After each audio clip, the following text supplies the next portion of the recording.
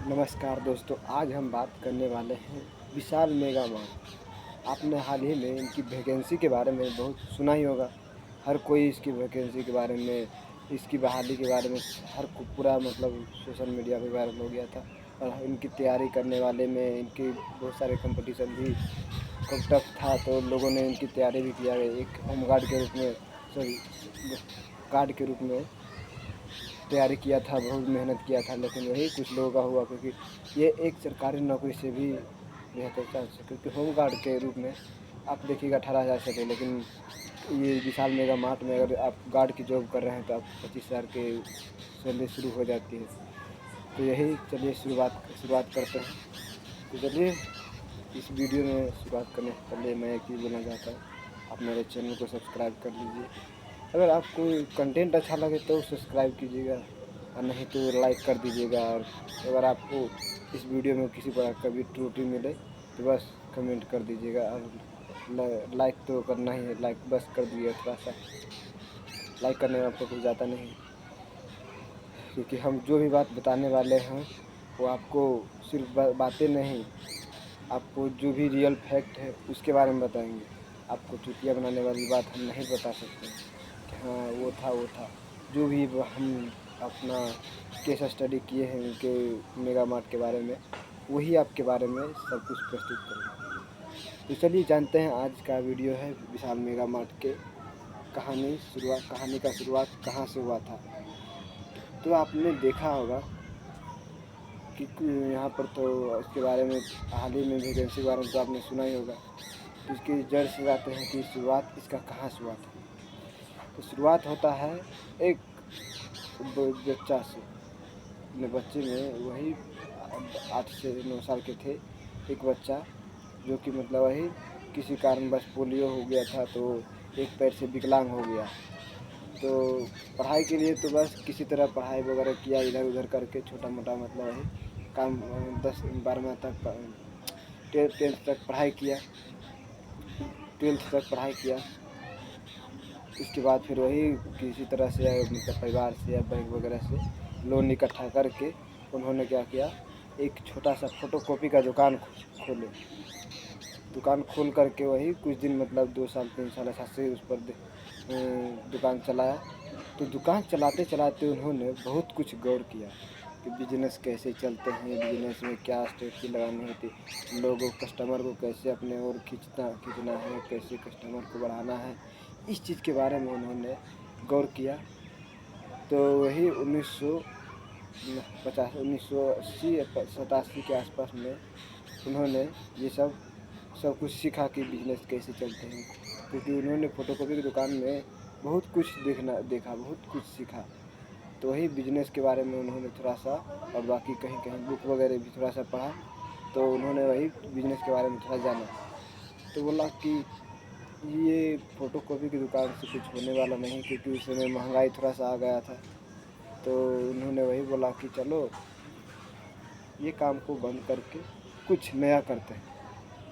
तो उन्होंने देखा कि वही लोग अभी मतलब वही लोगों की जो रोटी कपड़ा मकान, तो अब मकान तो अपना खुद का पास है, कपड़ा उनको चाहिए, रोटी चाहिए, मतलब वही खाने पीने के सामान चाहिए। तो बोला रोटी खाने पीने के सामान में तो उतना थोड़ा ज़्यादा में इन्वेस्टमेंट लगेगा, ज़्यादा मतलब वही में लोगों को का ज़रूरत पड़ेगा। हम शुरुआत कर रहे हैं तो शुरुआत तो करना चाहिए अकेले से।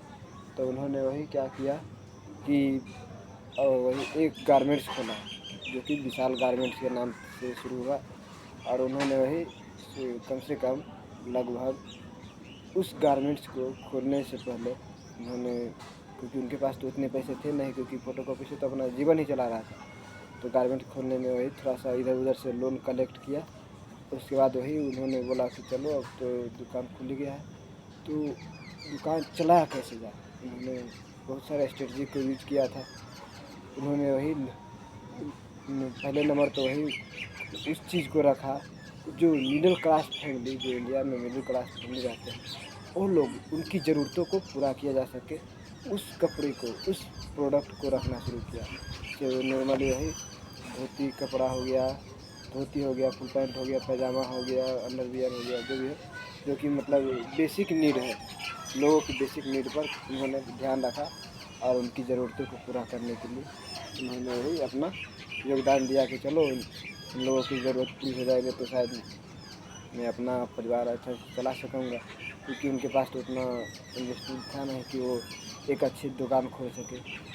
तो उन्होंने वही रोज़ मतलब सुबह से शाम तक, सुबह 6 बजे से लेकर रात 10 बजे तक उन्होंने विशाल गारमेंट्स में अपना कस्टमर को अट्रैक्ट करने के लिए हर तरह का मतलब स्ट्रेटजी अपनाया, लोगों को मतलब खुश किया, हर चीज़ में मतलब अच्छा व्यवस्था किया। तो वही क्या हुआ, धीरे धीरे उनके कस्टमर बढ़ते चले गए, इतनी तादाद में बढ़ते गए कि उनके पास एक ऐसा समय आया कि उनको एक और दूसरे शहर में, जहाँ पर मतलब देखा कि अपना तो एक था ही शहर, अपना एरिया थोड़ा सा पास में, जहाँ पर देखा कि हाँ यहाँ भी मतलब यहाँ के भी कस्टमर आ रहे हैं, तो उन्होंने क्या किया, वहाँ जाके भी एक अपना स्टॉल खोल लिया। बोला चलो चल ही रहा था बिजनेस, मेरा यहाँ प्रॉफिट चल रहा है, तो प्रॉफिट चल ही रहा है तो उनको चलो अब अगला जगह खोल दिया जाए, ताकि वहाँ वाला जो कस्टमर है वहाँ पर अच्छा से खुश रहे, वहाँ के लोगों को भी सुविधा मिल जाए, क्योंकि वहाँ से यहाँ आने में प्रॉब्लम होती। तो उन्होंने भी 2 दुकान खोल दिया। फिर क्या हुआ, वहाँ भी दो देखा कि अच्छे लोगों, क्योंकि बेसिक नीड है, जो उनको ज़रूरतों को पूरा किया जा रहा है, जो भी मतलब जो कपड़ा के लिए है, सारे सामान उनको अच्छे दाम पर, सस्ते दाम पर लोगों को मिल रहा है। तो उन्होंने वही उस पर काम किया और अच्छी तरह से उन्होंने उस पर इन्वेस्ट किया। फिर एक दुकान खोला, फिर मतलब वही देखा कि अब बिजनेस अच्छा चल रहा है, तो कुछ मतलब वही अलग अलग शहरों में जहाँ लोग मिडिल क्लास वाले लोग अपना अफोर्ड कर सकते हैं, वहाँ वहाँ जा कर के उन्होंने अपना अपना मार्केट खोल दिया। तो वही ये सब करने में लगभग सबसे पहले तो 10 साल तक कुछ नहीं हुआ। 10 साल तक बस एक ही दुकान पे रहे, एक ही काम पे रहे, क्योंकि वो कोलकाता में उस समय किसी प्रकार का नहीं शोषण था। उसके बाद वही क्या हुआ, 2001 के आसपास में क्या हुआ, वहाँ पर वही जो वहाँ की सरकार थी, वहाँ के पॉलिटिशियन थे, वो लोग क्या कर रहे अपना मतलब वही सत्ता में जो भी थे, वो अपना मार्केट में जो भी दुकान खोला है उससे मतलब वही वसूली करने लगा। तो वही उनका तो प्रॉफिट मार्जिन बहुत कम था, फिर भी इनसे मतलब देना पड़ गया। तो वही क्या किए, वो अपना जो दुकान था, एक दो दुकान था, वो सब बंद करके अपना दुकान को बेच करके अपना चले गए, तो अपना दिल्ली प्लान कर गए। दिल्ली गए, दिल्ली रीजन जाने का रीज़न क्या था, वहाँ कपड़े का बहुत बड़ा मार्केट है, और वहाँ सब कुछ अच्छे अच्छे मतलब सुविधा मिल जाती है। वहाँ का माहौल भी ऐसा है कि मतलब कपड़े वगैरह का मतलब जो भी दिक्कत है, कपड़े मतलब सब कुछ अच्छी तरह से मिल जाते हैं। मार्केट भी वहीं पे है और दुकान भी है कहीं आसपास, मतलब छोटा सा लगा सकते हैं। तो मैं वही वहाँ प्लान कर गया और वहाँ जा कर के वही अपना बिजनेस चलाया। लेकिन बात यहाँ पे ख़त्म नहीं, उन्होंने तो अपना खोल दिया, अपना सब कुछ अच्छा तरह से चल रहा था। तो वही एक मतलब बिजनेस वहाँ भी देखा कि शुरुआत में, क्योंकि आप नए नए जगह गए हैं तो वहाँ पर थोड़ा सा टाइम लगेगा ही बिजनेस चालू करने में, थोड़ा सा टाइम लगा। उसके बाद वही बिजनेस चलने लगा। तो बिजनेस चलने लगा तो वही उन्होंने क्या किया, थोड़ा सा और उस पर इन्वेस्ट करना शुरू कर दिया, वहाँ पे और ज़्यादा मेहनत करने शुरू कर दिए, लोगों को कस्टमर को अपनी तरफ अट्रैक्ट करने में लग गए। तो वहाँ से क्या हुआ, अट्रैक्ट कर लिए लोगों को, अच्छी तरह से कस्टमर बढ़ा दिए। तो वही उनका प्रॉफिट मार्जिन बढ़ गया। तो उन्होंने क्या किया, फिर से एक अलग दुकान खोला अलग शहरों में, फिर से दो अलग दुकान, मतलब वही हर महीने 4 साल 5 साल के बाद मतलब अच्छी तरह से प्रॉफिट मार्जिन निकलने लगा, अच्छी कमाई होने लगी कपड़े से। और क्योंकि वो बेसिक नीड हर जगह हर आदमी को है, तो वही उससे क्या हो रहा है, लोगों को प्रॉफिट हो ही रहा है। तो उन्होंने अपना सारा चीज़ इसको इनके ऊपर मतलब जो भी है मार्केट में इनको पसंद करने लगे लोग। तो वही उनसे क्या हुआ, लोग अपना इनको पसंद करने लगे। तो फिर अपना ये मार्केट में सभी अलग अलग शहरों में अपना, जहाँ मिडिल क्लास लोगों को मतलब अपना सुविधा प्रदान कर सकते हैं, वहाँ जा कर के उन्होंने एक सुविधा अपना वही अपना दुकान खोल दिया। फिर देखा कि वहाँ भी अच्छा चल रहा है, फिर मतलब अलग शहर में खोला, मतलब वही अलग अलग शहरों में पूरा इंडिया में इनका मार्केट फैल गया। पूरा मार्केट इंडिया के मार्केट में इनका अपना एक मतलब वही विशाल गारमेंट्स के नाम से मतलब वही अपना दुकान चल गया।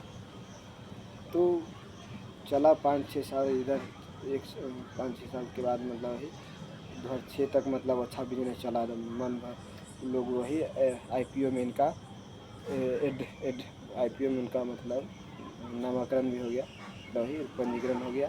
जिससे क्या हुआ, शेयर मार्केट में इनकी एंट्री हो गई थी।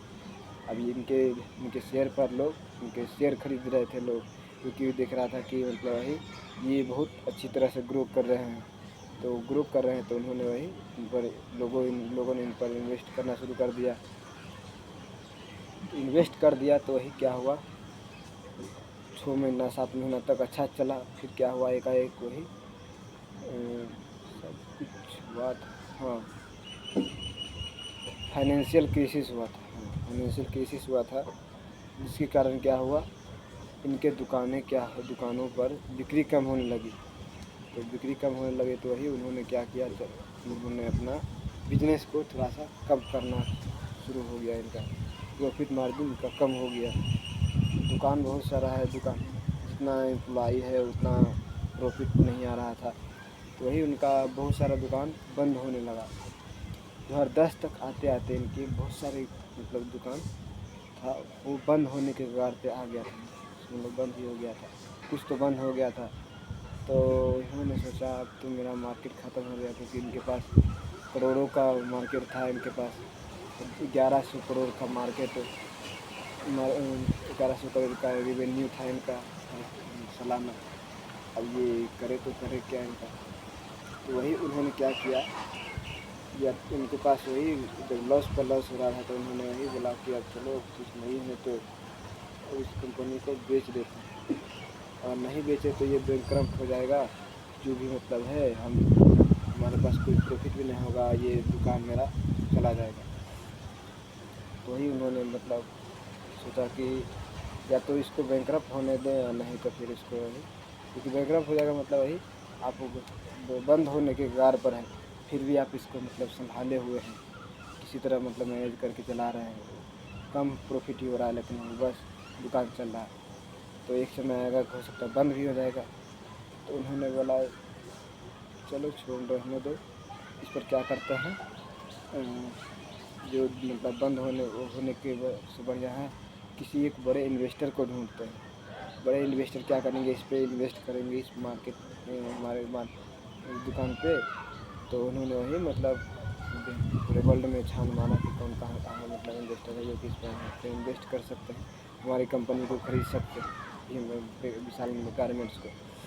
तो देखा कि वही विदेशी कंपनी थी, श्री राम ग्रुप और TPG, ये दोनों सामने आया। बोला ठीक है, मैं आपके मार्केट को खरीदने में सक्षम हूँ, मैं आपके दुकान को खरीद सकता हूँ और आपके दुकान को रिकंटिन्यू करूँगा।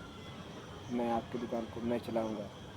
तो बोला ठीक है, उन्होंने वही 70 करोड़ में इनके कंपनी को खरीद लिया। पूरी जितना इंडिया में सारे कंपनी सारे गारमेंट्स थे सबको खरीद लिया। तो बोला ठीक है चलो हो गया, खरीद लिया। लेकिन ये जो यही नाम क्या था मार्ट के जो CEO थे, ओनर थे, उनको क्या कर लिया, मतलब वही एक पार्टनर के रूप में रख लिया, क्योंकि उनको स्ट्रेटजी था लेकिन वही उनके पास पैसे नहीं थे। पैसे नहीं है तो करे क्या आदमी। तो वही उन्होंने क्या किया, उनका साथ ले लिया और उन्होंने मतलब वही अच्छा तरह से अपना इस विशाल मेगा मार्ट पे अपना टाइम दिया लोगों को। मतलब वही फिर से मतलब दुकान को अच्छी तरह से चलाने लग गए, क्योंकि पैसे आ गए तो इन्वेस्टर मतलब इन्वेस्ट हो गया इस पर, और लोग भी मतलब इस पर फिर से मतलब जो दुकान बंद होने वाली थी फिर से मतलब चालू हो गया। तो इससे मतलब वही हुआ कि चालू तो हो गया, उसके बाद फिर 10 साल तक चला अच्छा तरह से, 2010 से 2020 तक चला। लेकिन फिर से आ गया कोरोना काल। कोरोना काल आ गया तो आपने देखा ही होगा कि उस समय सारे कुछ इंडिया में हो या फिर इंडिया के बाहर हो, जो भी कंपनी थी, जो भी मतलब रेस्टोरेंट थे, मॉल वगैरह थे, जहाँ की भीड़ भाड़ लग सकती है, भीड़ भाड़ की छोड़ो, जहाँ बाहर जाने ही नहीं दे रहा था आम जनता को। अब इससे लोगों को लॉस होने लगा इस मार्केट में। जो होटल वाले को, जो मतलब बड़ी बड़ी होटल के मतलब ऑनर थे, उनको लॉस होने लगा। तो उन्होंने वही क्या किया कि इन्वेस्ट करना जो मतलब था, उनका एक नया स्ट्रेटजी अपनाया कि मैं भी अब इसको ऑनलाइन लेके जाना चाहता हूँ। तो देखा कि अगर नहीं कुछ किए इस पर तो मेरा ये कंपनी बंद हो जाएगा। तो उन्होंने वही फिर इनको इस कंपनी को ऑनलाइन ले गया, लोगों को वही होम डिलीवरी देना शुरू कर दिया। तो होम डिलीवरी दिया तो शुरुआत में तो लोग इंटरेस्ट नहीं जगा रहे थे, लेकिन कुछ दिनों के बाद फिर वही लोगों ने इंटरेस्ट जगाया। उसके बाद वही इनकी कंपनी फिर मतलब वही बरकरार रही कोरोना काल में। उसके बाद जैसे ही मतलब कोरोना काल ख़त्म हुआ, फिर से इनकी मतलब आईपीओ में पहले से मतलब था, बीच में कोरोना काल में सबकी शेयर गिर गया था, लेकिन फिर से मतलब वही इनका शेयर जो है ऊपर चढ़ने लगा। जिससे क्या हुआ, मार्केट में इनकी डिमांड फिर से मतलब बढ़ने लगी और ये एक फिर से मतलब एक अच्छा विकराल रूप ले लिया। 21 रहा, 20 रहा, 21 रहा। इसके बाद अभी 25 में देखें कि इसके गार्ड के रूप में इतना ज़्यादा सैलरी है कि ये लोग अपना अच्छी तरह से एक अच्छा साम्राज्य बना लिए हैं इंडिया में। 6500 करोड़ की कंपनी है इनका रेवेन्यू है। तो आप समझ ही सकते हैं कितना अच्छा बिजनेस था। चलिए देखते हैं।